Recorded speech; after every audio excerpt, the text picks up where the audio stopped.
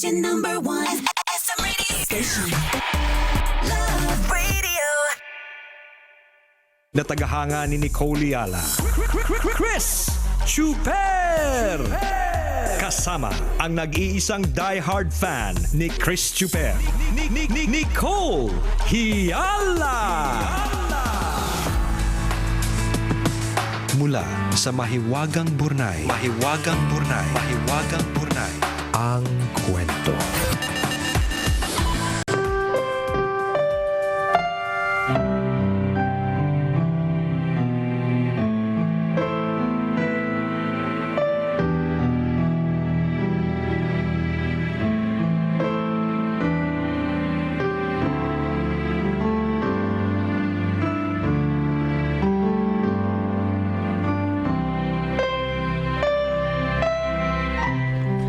Itago niyo na lamang po ako sa pangalang Jenny.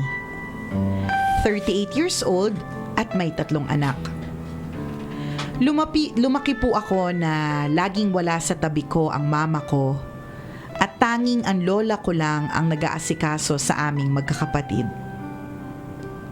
Bagamat may isip na noon ng mga kuya ko, wala din sila lagi sa bahay namin dahil tumutulong sila kay tatay sa paghahanap buhay.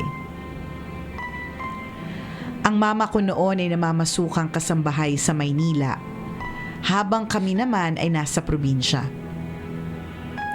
Sa murang edad ay naranasan ko na yata ang lahat ng klaseng kalaswaan sa loob mismo ng bahay ng lola ko. Minules siya ako ng sarili kong tiyuhin nung 7 years old ako. Dahil na rin sa takot ay hindi ko nagawa pang magsumbong. Taong 1990 nang dumalaw kaming magkakapatid sa mama ko sa Maynila.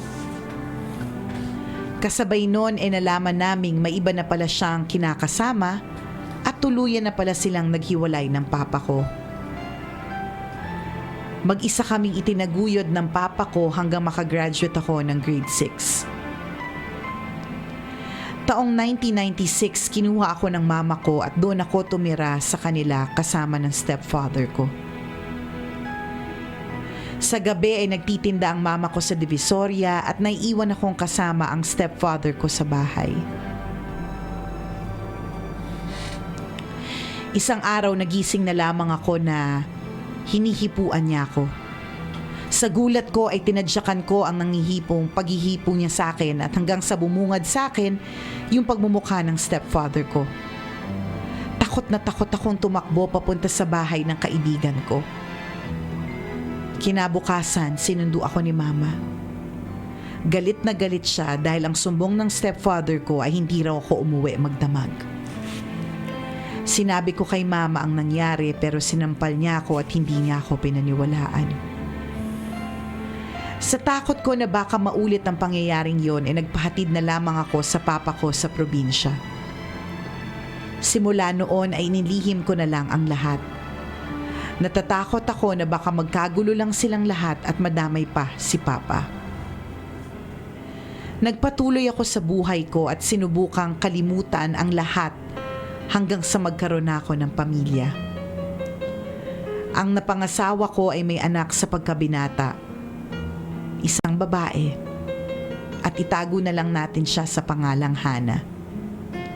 Simula 5 years old ay ako na ang tumayong ina sa kanya dahil hindi na nagparamdam ang totoong nanay niya. Pero pagtungtong ni Hana ng 15 years old, biglang tumawag ang mama niya na hihiramin daw muna siya. Dahil mama niya naman yun, pumayag naman kaming mag-asawa. Ngunit ilang linggo lang ang lumipas, tumawag sa amin ang bata at umiiyak.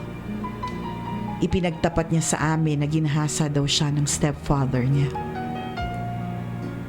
Sa narinig ko ay para akong binuhusan ng malamig na tubig. Nanginginig ako at halos hindi makahinga. Nag-flashback sa isip ko ang lahat na nangyari sa akin. Nanariwa ang takot at pagkamuhi ko sa mga sumalbahe sa akin. Lumuwas kami ng Maynila para sunduin si Hana. Nang makita namin siya ay wala na doon ang mama niya dahil nagtatrabaho daw sa malayong lugar. Wala na rin doon ang stepfather niya na nagmamadaling tumakas matapos matunugan na alam na namin ang nangyari. Magkagayon man ay nagsampa pa rin kami ng kaso laban sa amain at patuloy na naghihintay ng katarungan.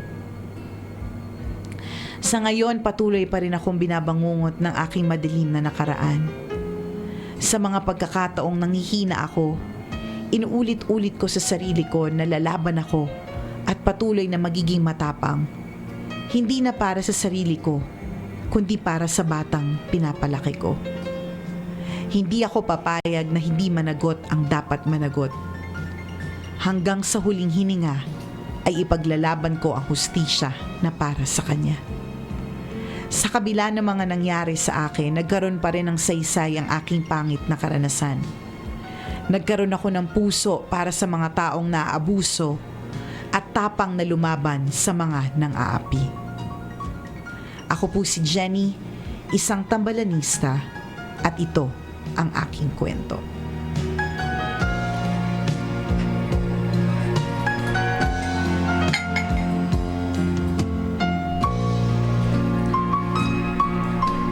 Nakakainis naman yung mga ganong klase ng tao, no? Mapang-abuso. Nakakainis? Dumudugo na nga lips ko sa kakainis na kakagat Nakakainis. ko eh. Oo. Nakaagat na yung sariling labi. Oo. Nalalagos na nga yung ngipin ni Tanghenyo eh. Sa sobrang gigil. Ay, nako, nakakagigil. Pagdasal natin ng mga ganitong klase ng tao na sana mauntog na sila, no? Sana ma-realize Mauntog sila sa... May nakausling pa ako. Correct. Nakausling pa ako na may tetano. O di naman kaya, hindi lang basta pa ako, partner. Yung may hook. Para yung brains nila masabit. Maiwan na. Nakakainis talaga yung ganun na hindi wala akong masyadong Oo nga eh. wala akong masyadong masabi Kaya- kundi wala akong masabi. Oh my God, wala Kaya akong kuminsan masabi. ngayon yung mga tao hindi natin masisisi Kung na, bakit sobrang nilang stricto. Tsaka gusto nila na yung yung pataw na parusang kamatayan dahil sa nangyayaring ito eh. Correct. Yung walang hustisya na nakakamit, walang takot na yung mga tao gumawa ng ganyang karahasan. Kung may hustisya man, mabagal. Diba? Bago makamit. Justice delayed is justice denied. Magastos.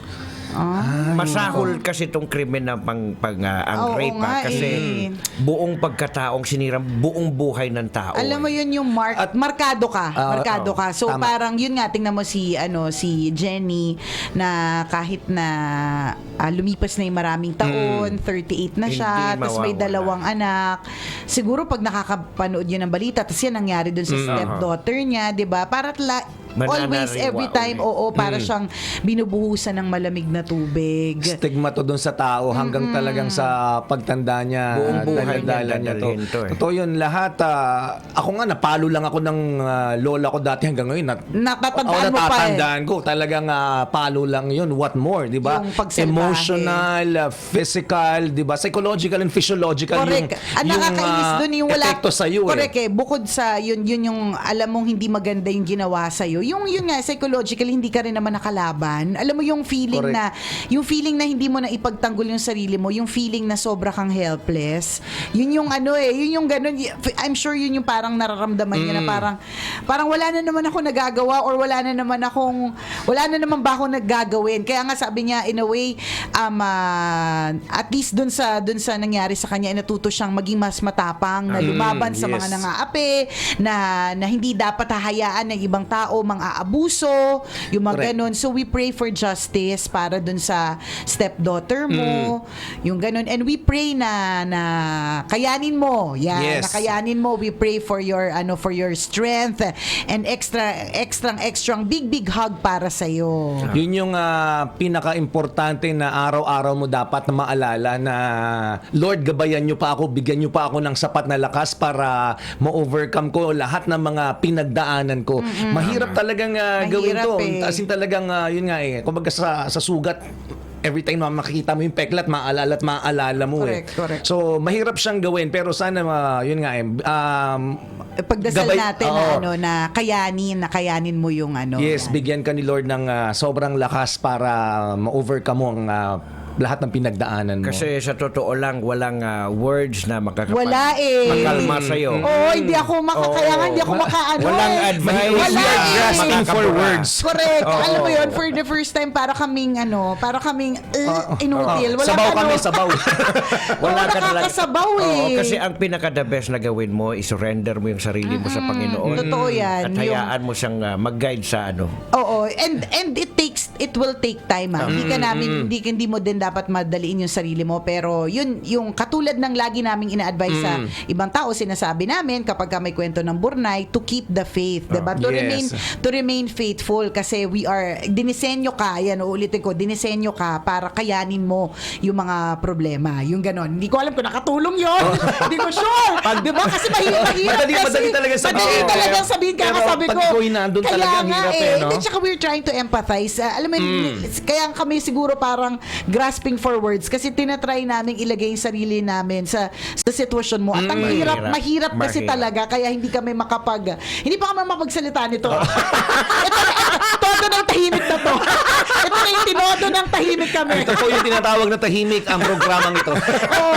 Yun, so we just pray that you I don't know if you will actually get to overcome it kung talagang basta we pray for strength for you and for your family. Pag ganito kasi yung parang dead end na yung ang buhay mo, wala sa problema mo. Ang pinakatatakbuhan mo talaga is yung Panginoon. Oo, kasi Totoo yun. kasi siya yung mas powerful Oo. eh. Kami wala lang yung mga magbibigay sa walang words advice. na Nangangapa kami ng mga words eh. Kaya ganun. Totoo yun. Basta, yun, magtiwala ka lang. Just keep the faith. But Yes. trust in Remain- the Lord with all your heart and Correct. lean not on your own understanding. Remain faithful. Yun Yes. yung sasabihin namin sa iyo, Jenny. And meron ako napanood na video. It makes sense eh. Meron akong napanood na video. Mommy siya na nag-e-explain siya. Tinuturuan niya yung anak niyang, I'm not sure kung 3 or 4 years old, basta baby pa, tungkol sa body parts. Kasi Okay. minsan, 'di ba, ang tawag natin sa private part ng babae pagka bata, 'di ba? Flower, may mga ganun tayo, tapos basta tayo hindi na basta ang punto noon, ang sinasabi niya is dapat bata pa lang alam niya kung ano ibig sabihin ng vagina, 'di ba? That's a body part, 'di ba? Wag na ang punto niya doon is parang gusto niyang i-educate. Tapos ang sinasabi niya doon na parang ang tinuturo niya doon, parang hindi ko talaga masabi na masyado ako affected sa kwento mo, Jenny. Hindi kasi alam mo minsan we are too trusting sa ibang tao. Pero dapat lalong-lalo na kung may anak tayo mga babae, dapat aware sila kapag may ginagawang hindi maganda sa kanila. So parang dun sa video na pinanood ko, Pilipina to eh. Sa video na pinanood ko, sinabi sa kanya ng mami niya, what is this? What do you call this? Tapos yung bata sabi niya, that's China, ganon. Si bata pa, sino lang dapat mag-touch niyan? Ganon. Sino lang dapat? Kapag kami nagsabi na what will you say? No, ganon. Tinuruan niya yung bata. Kapag kami nagtry na ano sasabihin mo? No, ganon. Parang itinuturo. Parang yun Tama yung yun. ang punto niya is minsan kasi kino-cover natin with sinusugar natin yung mga ganong klase mga bagay. Pero kasi nga ang daming at a very early age na abuso. So dapat aware sila. At totoo yun, hindi po porke you trust na alam mo yun yung hindi tito naman niya eh, o kaya kakilala naman yan, hindi talaga. Wag talaga. Kasi ang dami na nating narinig na kwento. Hindi naman sa praning, pero tawagin mo ng praning, pero better safe than sorry. Totoo yung yan. ganon. Nung nabasa ko yun, sabi ko, makes sense. Correct ka. At ikaw naman, nagbabalak ng hindi maganda tungkol para sa kapwa mo, di ba? Mga abuso, hindi lang physical abuse. Kahit yung, di ba yung pambubuli sa ano din yan eh. Form of abuse din yan. Correct. Huwag mo nang ituloy kabisyo kasi pag ibinalik yan, akala mo siguro sa ngayon nakakatuwa, pero pag ibinalik ng tadhana sa iyo lahat yan, ikaw ang kawawa sa bandang huli. Yung trauma kasi yun yung Correct. mabigat dalhin. Hindi siya Yun basta-basta over the night. Oo. After 1 week, okay na. After Correct. 1 month, Para hindi siyang ganun para siyang description ng isang kong kakilala, para ka namatayan, na parang akala mo okay ka na, Aha. tas dadating yung punto na bigla mo May- mamimiss may yung namatay. magti-trigger, oo. May magti-trigger na mabigat pa pala, mahirap pa palang dalhin, ganun siya eh. Dagtang lason yan. Correct. Papasok dyan yung, Lord, bakit ako? Di ba? Ang dami Mga mong tanong sa ganon. buhay. Tsaka Bait-bait ko naman. perfect Bakit ako talaga pa yung... Totoo. Perfect talaga yung akala mo okay ka na, pero may magte-trigger, tas hindi ka pa pala okay. Biglang may napanood mo sa balita, Oo, nananariwala naman. naalala mo, di ba? Nakakalungkot nga, kagaya na lang yung balita yung sa harap mo, Chris, na naka-open na isang lolo, 69 years old, ang nagpapaupa ng dorm. Tapos naglagay siya ng hidden camera. Sa door? Oo. Ano ba Tapos naman sinasabihan yan? niya yung mga, Mga tropa mo, boarders niya. Sabihan Batchmate. ko yan ha, mga kabatch mo ha. Alam mo yung sagot niya nung tinanong siya nung nahuli siya? Ang sabi? Pampatulog niya lang daw. Pampatulog! Diba, Gusto mo patulugin ka namin? nakakatakot kahit sa mga ganitong edad namin. May Meron pa rin- banta, may threat pa rin sa mga Correct. Tsaka alam mo, may nagsabi sa akin, hindi nyo, dapat at a certain age yung mga batang mga babae, hindi na kayo papayag, mommies, hindi na, and daddies, hindi nyo na dapat papayagan na kinakalong yung anak nyo. Paano ulit? Sorry. Hindi na dapat ikinakalong ng ibang tao. Yun, sorry, ng ibang tao. Di ba? Halika dito kay tito. Yan, ganyan. Kalong wag. No. Daming mahirap na. Daming kwento, daming hindi maganda, so wag. Let us Correct. protect our children. Ayaw natin na mangyari yung ganyang klaseng mga Iba eksena. na kasi ang behavior ng tao ngayon. Iba, hindi mo na mahirap masabi. magtiwala. Mahirap magtiwala sa mga tao. Di Madami ba? Akala na mo may bait-bait text, sa'yo. oo. Marami kasing Oo. nagtitrigger sa napapanood sa Correct, So yung mga totoo yan. na masyadong nag-activate See? yung Kasalanan na naman ng sensor. social media Oo. yan. Lahat-lahat ng tao, ano Sa panahon yan, may namin- personal agenda yan. Sa panahon namin, baraha lang yung nakaka-activate eh. Correct, Oo, totoo. ngayon, ang Mga dami. ano lang, Oo. dati, mga ano lang, brochure. Diba? Baraha. Diba? Babaurin mo. Yung lighter na ano. Oh, yung lighter na may, di ba? Nahulog. Correct. Di ba? Mga ganun. Alam mo yun, ngayon kasi easy ang access sa porn. Easy ang access sa malalaswang mga Kahit panoorin. kahit Di ba? Hindi mo nga sinesearch, biglang Magpapop. magpop out. Yung mga Titan Gel. Totoo yun. Mga ganun. Hindi totoo yun eh. So ngayon, yung mga tao, hindi mo masasabi. Kaya better safe than sorry. Correct ka. Hindi mo man mahirap ma-detect yung mga taong pervert ngayon. Diba? Hindi mo na akala mo masabi. kasi mabait, akala mo matino, Hindi naman pero nila ipapakita yun eh. 'Di ba? Yung pag sinabi natin pervert, ay yung tipong akala mo normal pero pagdating ng meron palang Tinatago. meron palang dumi na tinatago, may deep dark secret na tinatawag na pag nakita ng sapatos ng babae, Oh, may ganun 'di ba? eh. Nanakawin ta sa amoy-amoyin May tapos may ganun eh. satisfaction silang May ganun, makukuha. hindi mo masabi. Makakitala ng kilikili. Oo, di di ba? ba? May ganun eh. Iba. Kaya, at hindi mo sila basta-basta madidetect. Correct. Hindi mo madedetect. It might be tsuhin mo. Oo. Pwedeng kapatid ng ano mo. Di ba? Alam mo yun, yung ganun. So, let us protect the kids. Hindi Correct. lang hindi lang babae pati mga lalaki. Tama. Madaming at an early age, ganun yung nangyayari sa Nagdududa nga kanila. ako, yung mga brief ko sa sampayan, nawawala eh. Hindi. May hinala ako. Hindi yan, Yung partner. daga namin. Huwag kang advance mag-isip. Wala magtataka sa brief mo. Saka ito hindi lang to dahil sa mga babae, pati na rin doon sa mga lalaki Oo. na bata. Naalala Totoo niyo yun. yung pinatay din na 1-year-old lalaki, ginahasa niyo yung batang lalaki din. Di ba? Tingnan mo Kainuman pa ng lolo sa birthday, biglang Tingnan nawala yung mo. bata. Tingnan mo. So, yan. Kaya nga di ba, hindi nyo din i-allow na yung mga kids nyo, sabihin ng praning hindi nyo i-allow yung mga kids nyo to go on their own sa mga public na CR. Bantayan nyo. Bantayan nyo. Do not trust the people. Totoo yun. Alam mo Malingat yun. ka lang talaga. Ang Malingat daming pwede ka kasing mangyari sa anak mo eh. Correct. Diba? A moment of neglect is It's a lifetime of regret. So, kailangan watchful kayo. Bantayan nyo lahat ng pinupuntahan na kinakausap, galawan ng mga anak ninyo. Oo, di bali ng kami ng anak ko kapag ganyan, di ba, nasa public na tapos kailangan niya lumabas agad. Wala akong pakialam kahit na lumabas as in maghugas ng kamay. Oo. Una siya sasabihin ko, Princess, Oo. Mommy, Princess, mami, hanggang di ako natatapos kung 2 minutes ako umiihi. Princess, mami, princess, mami, princess, mami, ganun. Napanood Kasi yan sa horror movie. iba na pala yung sumasagot. Talian niya yung kamay. Iba na pala yung sumasagot. Nakakatakot. Lumabas na pala yung anak. O kaya doppelganger pala. Ando na sa taas ng ano. Mami, mami. Nakadungaw na Tapos sa bigla pupuwit sa yung anak mo, Mommy, what are you doing there? I was talking to you earlier.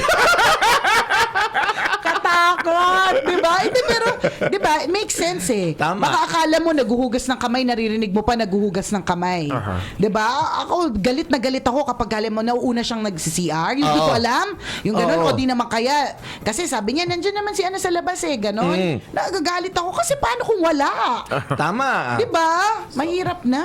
Naku, mga kabisyo. Kaya ikaw, kabisyo, yung kagabi ka pa nanonood ng Bold dyan, tigil-tigilan mo na yan. Kasi hindi totoo, maganda. hindi mo alam. Akala mo Kung na... ano effect sa'yo? Oo, hindi mo alam kung ano nang nagiging effect nito sa'yo pa konti-konti. Baka hindi mo namamalayan. Pervert ka na din. Correct. Di ba? Nakakaabuso ka na rin ng tao sa bandang huli. At ayaw natin yon. Si Ningning Jesusa Inosanto Rolyo ng Madalag Aklan ay nakatutok sa atin. Hello via Love Radio Kalibo and also to Miss Aya Rolyo and Angela Nabaira. Thank you very much. Jenny, thank you for sharing your story. Sana naman nakapulutan niyo po ng aral. I'm sure marami kayo aral na napulot mula sa kwento ni Jenny. At kung meron ka rin kwento na gustong isend sa amin, pwede niyo kami email. Send your stories at mahiwagangburnaystory@gmail.com. Malay mo, kwento mo na ang ating pag-uusapan sa mga susunod na araw. Kaya send na! Gotta go mga kabisyo. Muli ako po si Nicole Yala. At ako naman si Cambio King Chris Chuper. Papaalala, Walang matatag na relasyon sa malanding may determinasyon. Yun! Ang programang Walang Problema, Hey Tambala Na, ay hatid sa inyo ng